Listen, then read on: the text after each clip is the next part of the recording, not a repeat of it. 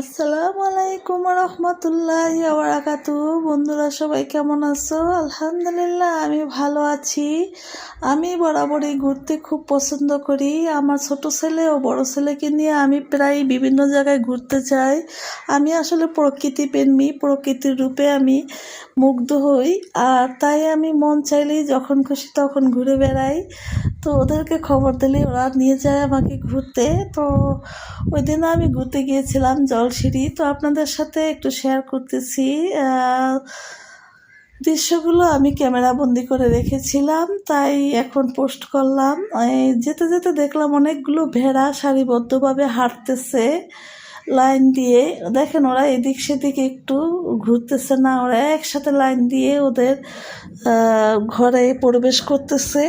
ওইখানে স্থানীয় মানুষ এই বেড়াগুলো পালতেছে, সাথে দেখলাম গরুও আছে। তো এত সুন্দর জায়গাটা, আমরা থমকে গেলাম। থমকে নেমে চতুর্দিকে হেঁটে হেঁটে দেখলাম, আমি আর আমার ছোট ছেলে দেখলাম আশেপাশে বেশ কিছু ঘর আছে যেখানে মানুষের বসবাস। গ্রাম্য এলাকা, গ্রাম্য পরিবেশ বেশ ভালোই লাগে আসলে। এখানে অনেকে অনেক কিছু পালে, মুরগি, ছাগল, ভেড়া, গরু। তো এটা দিয়ে ওরা জীবিকা নির্বাহ করে। যাই হোক, ওখান থেকে আবার ফিরে গেলাম সেই কাঞ্চন ব্রিজের উপরে দাঁড়িয়ে একটু দেখলাম নদীর পানি এবং খাল বিল। অনেকক্ষণ হাঁটাহাঁটি করলাম, বেশ বাতাস ছিল।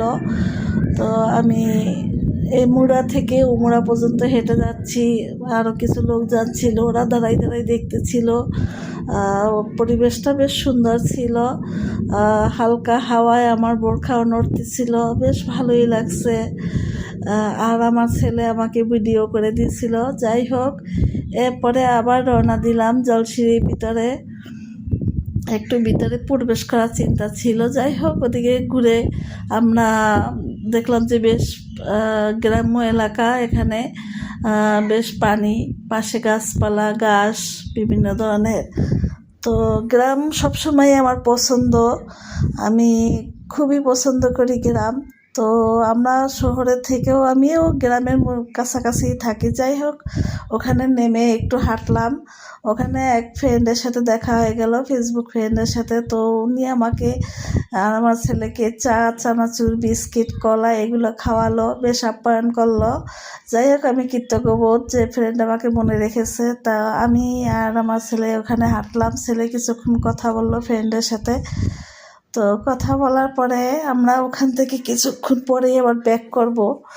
তো ওখানে সন্ধ্যার আগ পর্যন্ত ছিলাম।